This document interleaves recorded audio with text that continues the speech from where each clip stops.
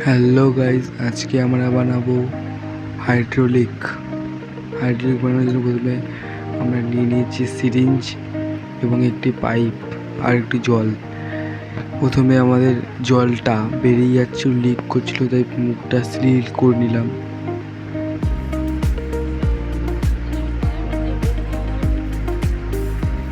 এবার জল ভরে দেবো ভিতরে সিরিঞ্জের মাধ্যমে।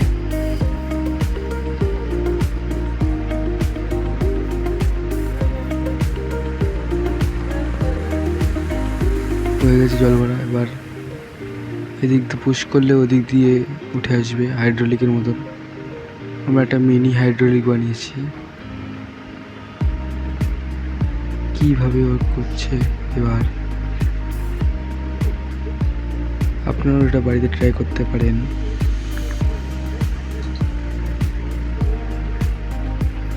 আপনারা যদি 100 লাইক করেন তবে আমরা এটা দিয়ে জেসিপি বানাবো।